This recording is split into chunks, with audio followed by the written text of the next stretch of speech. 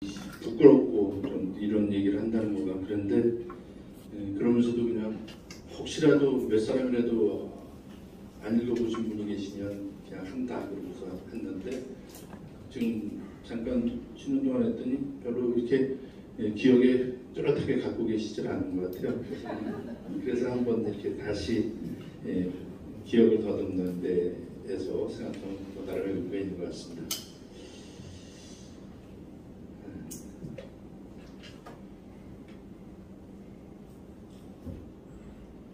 모든 진정한 예술적 직관은 감각의 인식을 넘어서 실제의 표면을 꿰뚫고 그것의 숨은 신비를 해석하려고 했습니다.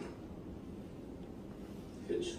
모든 가서 이 자연을 그냥 자연을 볼 때는 모든 예술이 사진이 다 자연의 모방인데 그대로 모방은 아니죠. 그러니까 자연은 그냥 보면은 이게 그냥 보여서 좋다 이랬는데 그림을 보면 이게 뭐지? 이럴 때가 많단 말이죠. 거기에 그 예술가의 그 사물을 보는 직관이 그 밑에도 또 정신으로 숨어 있어서 그걸 잘 보지 못해서 자꾸 그 숨은 신비를 예술적인 직관이 그 숨은 신비를 해석하고 자연이 가진 숨은 신비를 해석했듯이 보는 사람도 그거를 해석하려고 애를 쓰느라고 그림을 보기가 이제 좀 힘들어지고 그런 것 같습니다. 근데 그림을 보러 가가지고 어떤 때 보면은 많은 작가들은 설명 잘 안 하죠. 근데 어떤 때는 설명을 하시는 분들이 있어요. 그냥 설명 굳이 뭐 설명 들을 필요가 있나 내가 보는 대로 보면 되지 뭐 이런 생각을. 이게 작가가 해석해서 표현을 하지만 또 보는 청중에 아니면 관중의 입장에서도 모든 것을 본다. 보는 사람의 입장에서도 자기 직관론의 해석으로 그 그림들도 봐서 예술가가 보지 못하는 또 다른 신비를 또 볼 수도 있게 되고 그러면서 어떤 거기서 느끼는 감성 뭐 그런 것들이 좋아서 또 찾게 되고 그런 것 같습니다. 직관은 인간 영혼의 깊은 곳에서 나옵니다.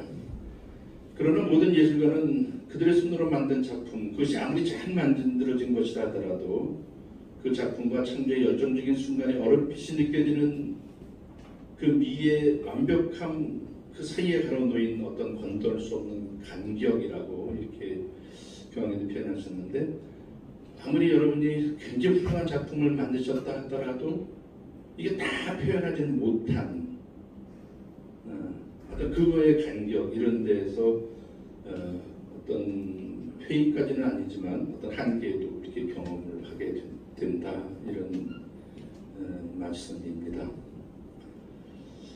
진정한 예술가는 무엇보다도 자신의 한계를 인식하고 또 하나님께서는 사람이 만드신 신전에서는 살지 않으신다. 그러므로 우리는 하나님을 사람의 기술이나 고안으로 금이나 은이나 돌을 가지고 만들어낸 우성처럼 여겨서는 안 된다고 한 바울사의 말을 우리의 것으로 늘 기억할 필요가 있다. 하나님을 다른 예술적인 표현들에서는 아닌가. 특별히 성선들의 표현에서는 그것을 가지고 온전히 하나님을 표현할 수 있다고 하는 그것은 아닐 거다.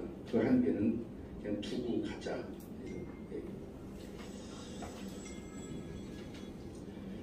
사물의 깊은 실제도 언제나 인간의 인식 능력을 초월하는데 하나님의 그 헤아릴 수 없는 깊은 신비를 인간이 어찌 다 인식할 수 있겠습니까?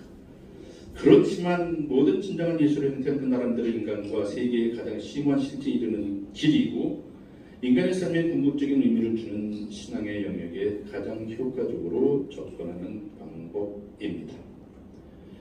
복음의 충만한 진리가 처음부터 사물의 모든 내적 아름다움의 발현에 천성적으로 민감한 예술가들의 관심을 끌게 된 것도 그 때문입니다. 여러분의 그 감각이 진리를 눈에 드러나게 보여주는 발현, 그걸 볼 수 있는 천성적인 민감함 그런 것들이 예술가들의 더불어 복음의 진리를 눈으로 더 볼 수 있게 되었습니다. 그럼 그리스도의 예술은 어떻게 시작되고 어떻게 역사 안에서 발전했는가? 무엇인가? 그 기원에서 보면 그리스도의 영광을 받은 예수는 신앙의 신비와 특히 그리스도인들이 심한 박해를 받던 시절에 이걸 가서 초기인데요. 서로 알아보고 확인할 수 있었던 수단인 상징 암호를 표현하고자 성세 바탕으로 상징들을 구현하였던 신자들의 필요성과 잘 맞아떨어져서 은밀히 시작되었습니다. 그러니까 처음에는 그리스도인들이 박해 시절에 박해를 피하면서도 그리스도인들의 표지들, 그리스도인들 알려준 표지들이 있었잖아요. 그런 것들이 어떤 물고기로도 나타나고 빵이라든지 어떤 목자, 어떤 숫자로도 나타나고 이러는데 이렇게 하면서 그리스도교는 최초로 그 암호로 자신의 신원을 드러내 보여줬던 이런 것들을 상징 암호, 코디체 심볼일 거라고 이탈리아는 그랬었는데 하나의 코덱스가 된 거죠. 그런 것들을 표현하면서 예술과 최초로 그리스도교 안에서 그리스도교가 접촉하게 되었다. 이런 것들이 그런 상징물들의 창안이 예술의 시초가 되었다. 이렇게 말씀드릴 수 있겠습니다.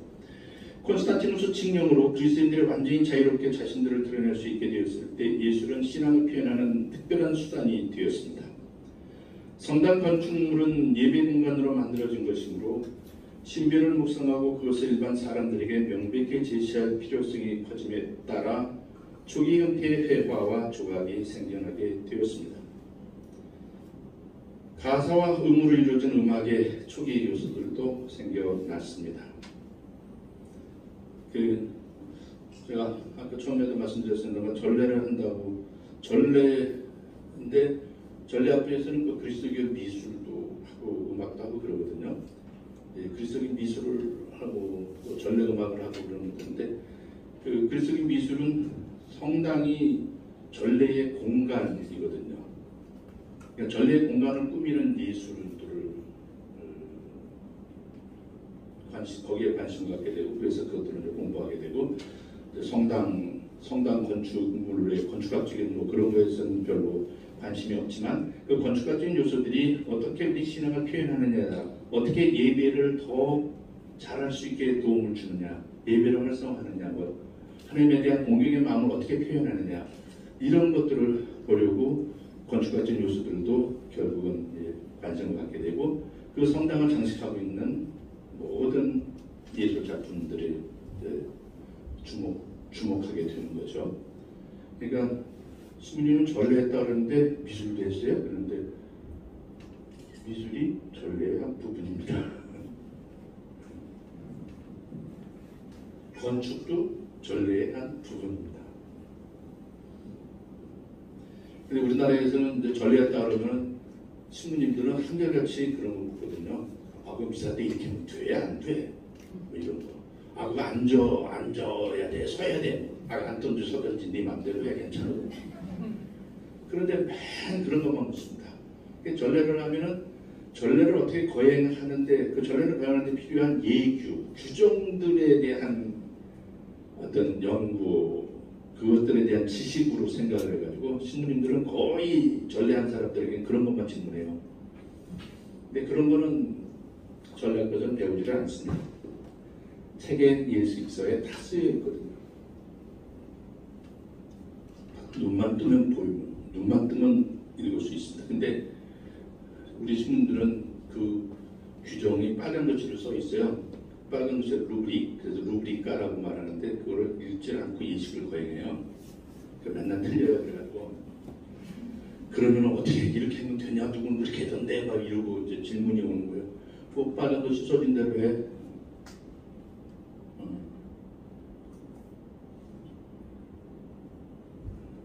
교수직은 신학교 교수직은 오랫동안 유지했는데 맨 나가 있느라고 못해 가르친 거 못 가르칠 때가 많아갖고 어떤 때 잘 가르쳐 놓으면 그 다음에 가서 또 없어지고 또 잊혀지고 막 자꾸만 그렇게 돼서 좀 안타까움을 느낄 때도 있고 그렇습니다만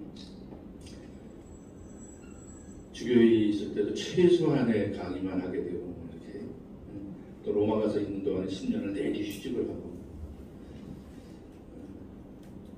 그래서 다시 돌아와서 하려니까 막 좀 갑갑하고요. 아직도 규정에 얽매여서 규정만 연구하려고. 근데 전부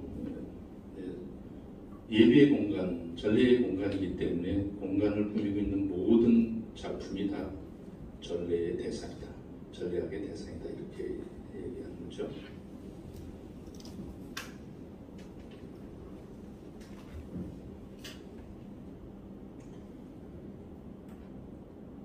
많은 사람들이 그리스도의 시를 신학적으로 뿐만 아니라 문학적으로도 높은 차원에까지 끌어올렸습니다. 예술의 차원을 또 넘어서 그렇게 해서 참된 것에 아름다운 것이 결합됐고 또 예술가들을 통해서 수많은 사람들이 감각의 세계에서 영혼의 세계로 옮겨갈 수 있었습니다. 감각의 세계를 보면서도 영혼을 생각하게 된다는 거죠. 우리는 이렇게 영혼을 사는 사람들이잖아요. 이 세상에 살면서 영혼을 산다는 이 놀라움, 우리 그리스도인들의 특전 있잖아요. 그리고 여러 선생님들은 예술을 통해서 그 영혼을 보여주는 거잖아요. 이 감각 안에 영혼을 보여주겠지. 아까 제가 상징 속에 상징 안에 패딩이라는데 이게 감각 안에 영혼을 담는 거죠. 그게 예술적 창의성이 창조성은 거기서 나타나는 거죠. 영혼을 체험할 수 있게. 좀 다른 얘기인데 제가 주교에 있을 때 로마에 회의하러 갔다가 돌아오는 날인데 서울에서 우리 신부가 전화를 했어요. 그 형 친구 누구 신부 어머니 돌아가셨어. 근데 몇 시에 11시에 돌아가셨대. 나 오늘 교육하는데 들려봐야 되겠네. 11시? 거기는 7시였거든요. 로마는 아침 7시가 돼가지고 아직 11시가 안 됐어요. 아직 로마 시간으로는 돌아가시지가 않았어. 근데 그때 무슨 생각이 났냐면 한국에서는 11시에 돌아가셨다고 기록하는데 로마에서는 몇 시에 돌아가셨다고 기록해야 되나? 새벽 4시? 그렇게 기록할 수가 없잖아요. 그렇죠? 근데 시차가 이제 7시간 또는 8시간 이러는데 근데 그럼 하느님 나라에서는 언제 죽었다고 기록하지? 하느님 나라에는 시차가 영원인데 이 세상과 하느님 나라의 시차가 영원이야. 영원. 8시간도 아니고 12시간도 아니고 영원의 시간차가 있는 곳에서는 우리의 죽음을 몇 시라고 기록할까? 이런 생각이 딱 들었습니다. 그 세계에는 그래서 죽음이 없는 거구나. 이 감각의 세계에서 우리는 죽음을 넘어서는 순간 영혼의 세계로 들어가는 거지. 괜찮아요?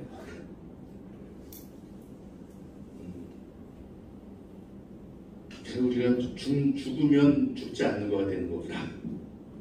죽으면 사는 게 되는 거구나. 이런 것들을 그냥 체험적으로 확인할 수 있는 기회가 있었습니다. 죽음에 대한 두려움이 사라지는 거죠. 점점.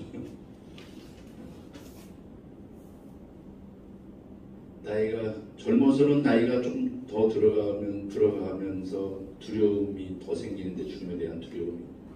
근데 나이가 먹어서는 더 먹으면 죽음에 대한 두려움이 적어지는 건 뭘까?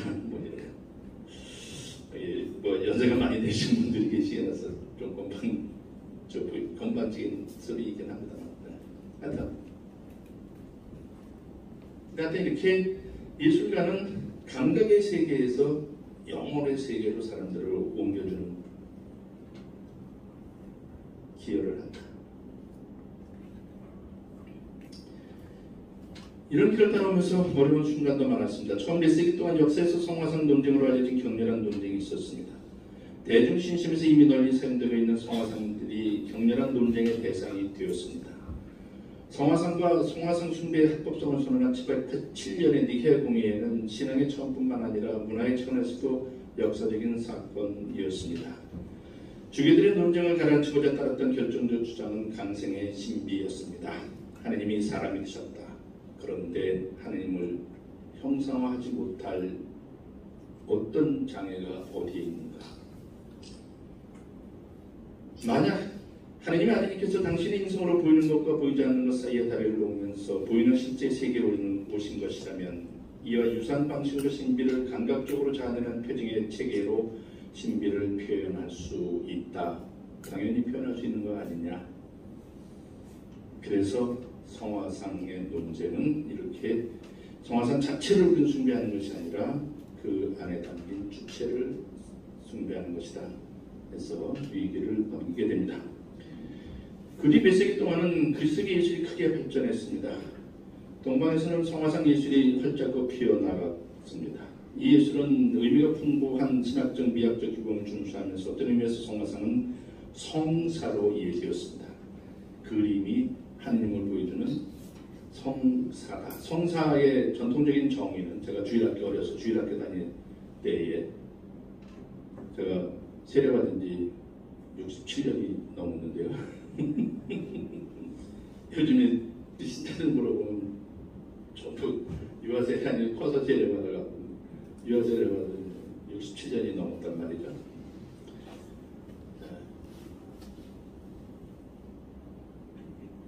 그렇게 우리 사제성화의 날에 신부들을 만났는데 조금 10년 이하의 이 후배들이 신부님 그냥 한마디 드려도 돼요. 신부님 너무 얼굴이 뺀질뺀질해요. 무슨 내년에 70이라고 그래요. 그거는 근데 하여튼 세례 어려서 주일학교 다니면서 배운 성사의 정의가 그런 겁니다. 성사란 비가시적 은총의 가시적 표지다. 한쪽말로 이렇게 배우세요. 초등학교 아주 저학년에 초년생체 하기 전에 성사란 비가시적 은총의 가시적 표지다. 그러니까 비가시적인 하느님을 가시적으로 보여주신 예수님이 하느님의 성사인 거죠. 그렇다면 모든 예술 작품은 비가시적인 신비를 드러내 보여준다는, 가시적으로 드러내 보여준다는 의미에서 예술 작품은 하나의 성사라고, 특별히 성화상은 이코나 에온 사크라멘토다, 이렇게 성사다, 이렇게 말하게 되었습니다. 성사에서 이루어진 일과 유사하게 성화상이 강생의 신비를 드러내 보여주었다는 것입니다. 서양의 예술가들은 그들 시대의 문화적 환경에 바탕을 이루는 신념에 따랐으므로 지극히 다양한 관점에서 출발했습니다. 수세기에 고집된 예술유산에는 위대한 영감으로 만들어진 거룩한 작품들이 방대하게 포함되어 있고, 이 작품들은 오늘날까지도 보는 이들의 경탄을 자아냅니다. 첫 번째로 볼 수 있는 것이 커다란 종교적 건축물들입니다. 거기에는 기능적인 면이 미의식과 신비에 대한 직관에서 영감을 얻은 창의적인 욕구와 언제나 결합되어 있습니다. 여기에서 예술사에 잘 알려진 다양한 양식들이 나왔습니다. 성당과 수도원에서 나타난 힘차고 단순한 로마네스크 양식은 점차 높이 솟은 고딕 양식으로 발전했습니다. 이러한 형태는 예술의 천재성을 드러낼 뿐만 아니라 한 민족의 정신을 드러내기도 합니다. 때로는 육중하게, 때로는 우아하게 보이게 하는 빛과 그림자 놀이, 그리고 구조적 기법이 고려되기 시작한 것은 물론이고 경외심과 황홀감을 주는 신비인 하느님 체험의 고유한 긴장도 고려되기 시작했습니다. 이 시대의 문화는 인간적인 한계를 지니고 있지만 전체적으로 보험에 깊이 물들어 있음을 확인할 수 있습니다. 그 뒤에 이어지는 인문주의와 르네상스 시대, 인문주의와 르네상스라는 훌륭한 예술의 꽃을 피워낸 문화적 풍토는 이 시대의 예술가들의 종교적 주제에 접근하는 방식에도 많은 영향을 끼쳤습니다. 교황궁에는 시트나 경당천장에 창조부터 최후 심판에 이르기까지 세상의 모든 이야기와 신비를 펼쳐 보이고 있고, 아버지 하나님과 심판자이신 그리스도 그리고 역사의 시작부터 끝까지 힘든 여정을 걸어가는 인간의 모습을 그린 미켈란젤로의 목소리를 들을 수 있습니다. 이곳에서는 교황궁에서는 라파엘의 다양한 그림들, 특히 대시문에 걸려있는 성사의 토론을 통해서 또 성찬에서 인간의 친구가 되어주시고 인간 지성이 갖는 의문과 기대의 빛을 비추어 주시는 삼위일체 하나님의 계시의 신비를 보여주고 또 거기에서 섬세하고 깊이 있는 그의 존재성을 엿볼 수도 있습니다. 이 교황궁에서 사도들이 으뜸인 베드로에게 바쳐진 이 장엄한 대성전 베드로 대성당에서 온 인류를 맞아들이고자 활짝 벌린 두 팔처럼 펼쳐진 그 주랑에서 마당을 얘기한 거죠. 두 판에 이렇게 두 원에 하나로 만들어진 거잖아요. 우리는 지금도 브라만테와 베르니니, 보르미니, 마데르노와 같은 거장들의 목소리를 듣습니다. 로마를 여러분들이 쭉 돌아보시면서 보면은 재밌잖아요. 이쪽에 베르니니가 있으면 그 옆에 바로 보르미니가 늘 있습니다. 그렇죠? 둘이 늘 경쟁하면서 같은 장소 바로 옆에 그 작품 있는 것들. 그러니까 어디 가서 저거 베르니 있네 그러면 저기서는 보르미니가 보이고 그럼 여기 베르니하고 뭐 관련이 있지 그러면 옆에 보고 여기 베르니는 집이었네 여기는 이렇게 한다든지 이렇게 계속해서 그런 것들을 골목을 돌면서도 그런 것들을 많이 볼 수가 있죠. 이들은 좋은 예술을 통해서 또 교회를 열려있는 보편공동, 하나님을 찾는 모든 사람의 어머니이며 여행의 동반자로 만드는 신비의 의미를 부여합니다. 이 뛰어난 건축물은 그 시대의 문화와 과학사조의 영향 아래 인간과 세계 역사의 실제에 대한 관심의 증대를 드러냅니다. 그러한 관심 자체는 강생의 신비와 하나님 인간 중시의 중심을 둔 그리스도의 신앙에 조금 더 위협이 되지 않았습니다. 사회 일부가 신앙의 무관심해진 듯한 근세의 변화된 풍조에서도 종교예술은 멈추지 않고 놀라운 발전을 하였습니다. 또 교회 음악에도 매우 큰 공헌을 한 수많은 음악가들도 잊을 수 없습니다. 그러나 현대에 들어와서 귀중한 문화예술 작품들을 계속해서 내놓았던 그리스도의 인간주의와 나란히 하나님의 부재나 하나님과 대립하는 것을 등져주는 또 다른 형태의 인문주의가 점차 고개를 들기 시작을 했습니다. 그러한 분위기는 때때로 예술과 신앙계를 분리시켜 왔습니다. 적어도 많은 예술가가 종교 주제에 그다지 많은 관심을 기울이지 않게 되었다는 의미에서 그렇습니다. 그러나 교회는 예술을 그 자체로서 높이 평가하지 않은 적이 없습니다. 예술은 비록 그것이 전형적으로 종교적인 것을 표현하지 않았다 하더라도 진정한 예술일 때 신앙계와 깊은 유사성을 가집니다.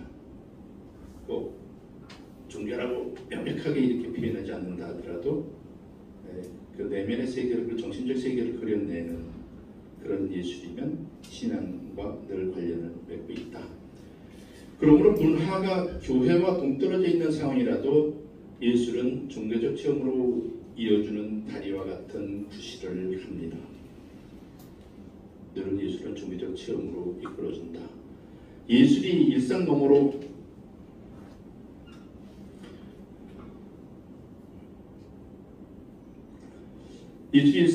떠오르는 상상력의 열매인 아름다움을 추구하는 한 예술은 본질적으로 신비로 이끄는 일종의 힘입니다.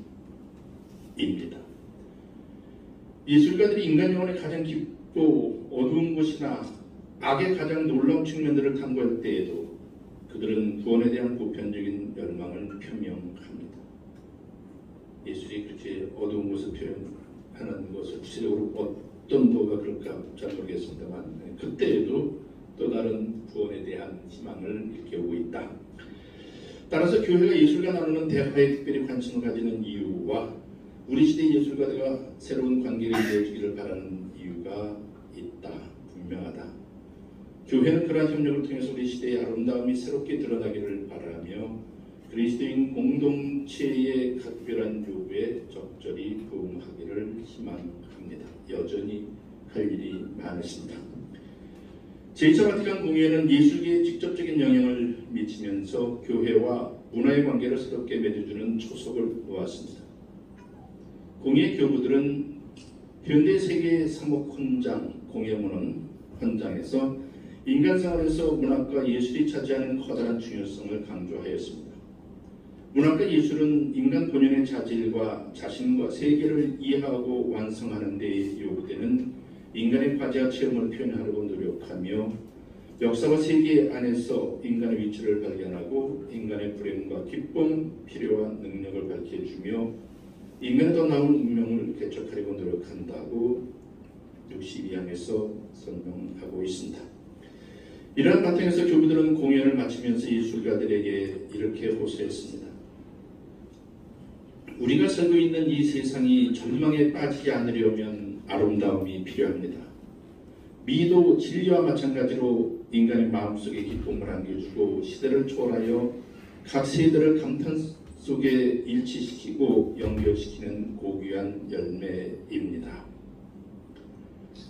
또 거룩한 전례에 관한 헌장, 전례 헌장은 미에 대한 깊은 존중심으로 역사적으로 교회가 예술에 대해 갖고 있는 친밀감을 상기시켰습니다. 특히 종교예술의 정점인 교회 예술을 언급하면서 예술가들은 작품을 통해서 하느님의 무한한 아름다움을 반영하고 사람들의 마음을 하느님께 들어올리는 사람들이다.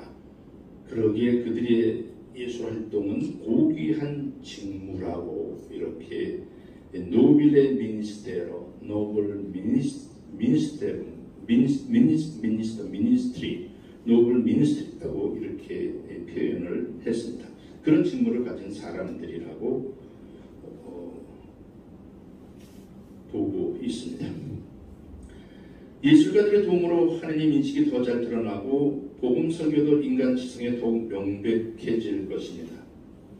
예술품들은 미적 표현일 뿐만 아니라 신학의 진정한 원천입니다. 오늘도 교회는 예술을 필요로 합니다. 그리스도께 위임받은 메시지를 전하려면 교회는 예술을 필요로 한다는 것입니다. 예술은 영의 세계, 보이지 않는 세계, 하나님의 세계를 느끼게 하고 가능한 한 거기에 끌리게 하여야 합니다. 그러므로 예술은 말로 표현할 수 없는 것들을 의미 있는 표현으로 바꾸어 주어야 합니다. 예술은 메시지의 어느 한 면을 색이나 모양, 소리로 바꾸어주고 그것을 보거나 듣는 사람들의 직관을 길러줄 수 있는 독특한 능력을 지니고 있습니다. 예술은 메시지가 지닌 초월적 가치나 신비의 분위기를 없애지 않고도 그런 일을 할 수 있습니다. 교회는 문학이나 조형예술에서 표상과 그것의 상징적인 힘이 지닌 무한한 가능성을 이용해서 그러한 일을 할 수 있는 사람들을 필요로 합니다. 그리스도께서는 복음을 선포하실 때 표상들을 많이 사용하셨습니다. 강성을 통하여 보이지 않는 하나님의 상이 되고자 하신 당신의 뜻에 그 표상들이 온전히 일치하였기 때문입니다. 이번 원에서는 음악가들과 미술 건축가들에 대해서도 얘기를 하고 있습니다. 교회는 음악가들을 필요로 하고 또 건축가들을 필요로 한다고 또 달리 설명을 계속하고 있습니다. 그러면 진정 예술은 교회를 필요로 하는가? 예술가 편에서 어떻게 생각하시는지 모르겠습니다만 예술가들도 교회를 필요로 한다고 말할 수 있겠습니까? 이 질문이 도발적으로 들릴 수도 있을 것입니다. 그러나 잘 생각해보면 이 질문은 합리적이고 뜻이 있다고 말씀드릴 수 있겠습니다. 예술가들은 끊임없이 사물의 숨은 의미를 찾습니다. 그들은 말로 표현할 수 없는 세계를 표현하려고 고심합니다. 그들은 아까도 좀 보이던데 영혼의 고향과도 같은 종교가 예술가들에게 얼마나 큰 영감의 셈인지 모르는 사람은 없습니다. 개인이 제기한 가장 중요한 물음과 구하고자 하는 구체적이고 결정적인 답이 종교의 영역 안에 있습니다.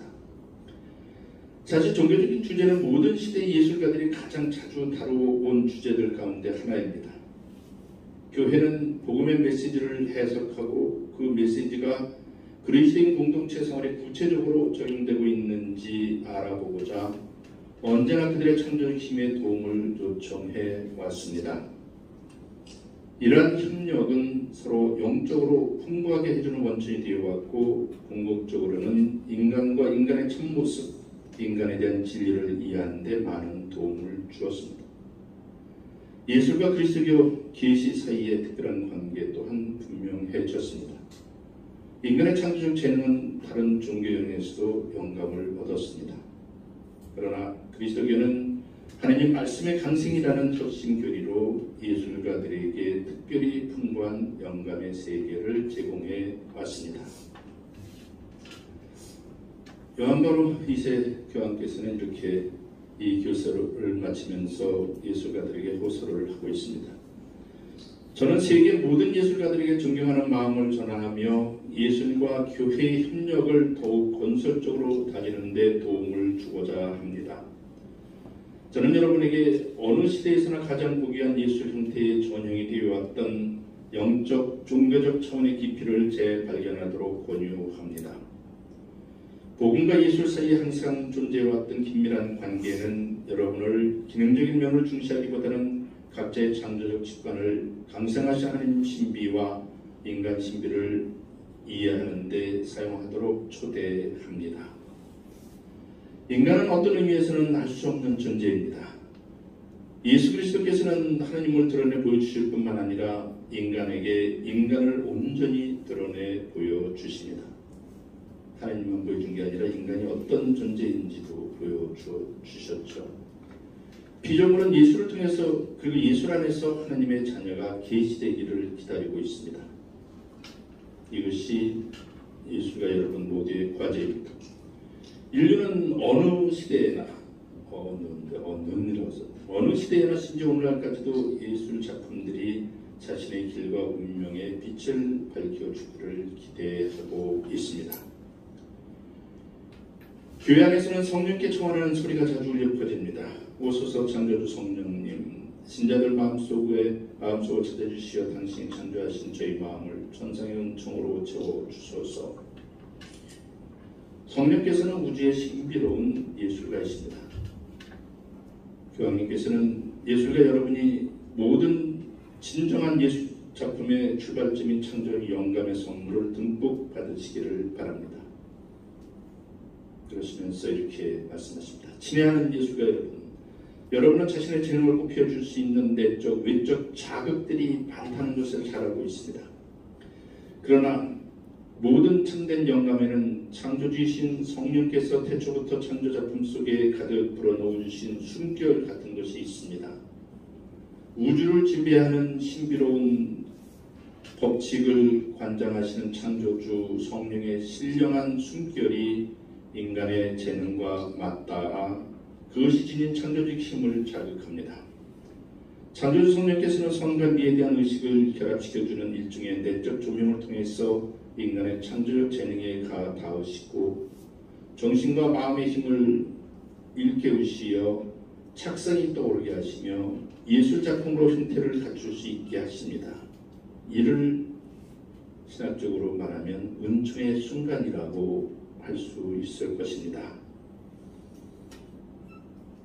그 착상이 떠오르는 순간을 은총의 순간이라고 여러분들이 생각하신다면 인간은 어떤 면에서 초월적인 절대자를 경험할 수 있기 때문입니다. 여러분이 주신 모든 창조적인 영감,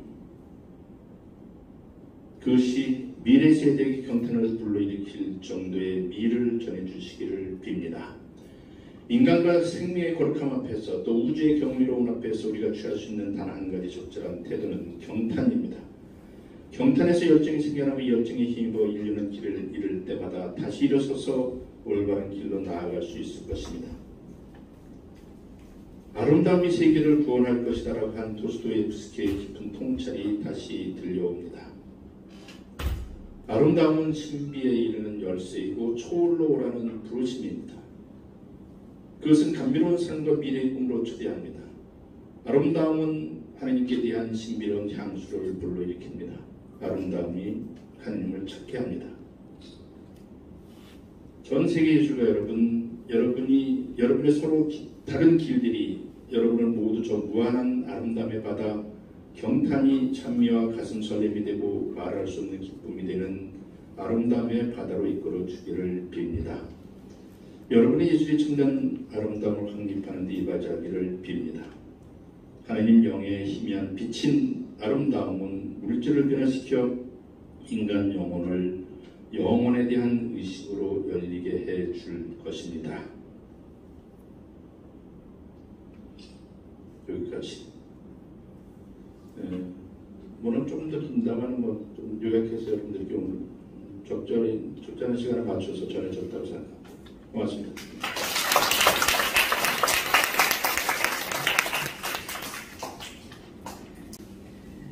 예, 오늘 좋은 말씀을 전해주신 김종수 신부님께 다시 한번 감사의 박수를 부탁드리겠습니다.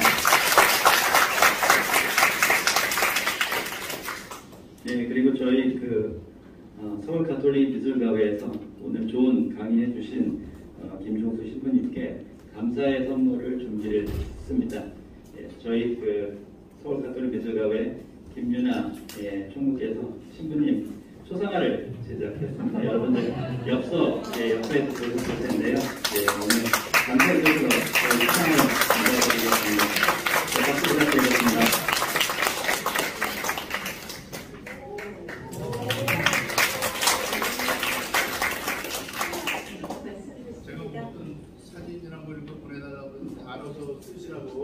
알아서 하시라고 여기저기 사진들도 흩어져 있고 그러니까 뽑아서 쓰시던 뭐든 쓰시라고 했더니 그냥 그려겠어요.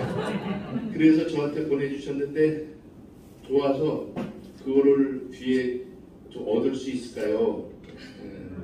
초대장에 있던 그림 얻을 수 있을까요? 했더니 이렇게 액자에 넣어서 저한테 선물해 주셨습니다.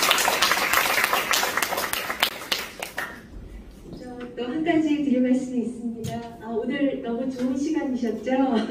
네, 저희 지금 사실 여기 이문상 선생님께서 너무 이렇게 정성스럽게 PPT를 다 준비하셨는데 약간 흐릿해서 멀리 앉아 계신 분들은 잘 안 보이셨을 거예요. 네, 오늘 마침 강곡으로 오늘 행사 마무리하도록 하겠습니다. 마침 강곡은 서울 가톨릭 미술가회 지도사이신 지용현 신부님께서 해주시겠습니다.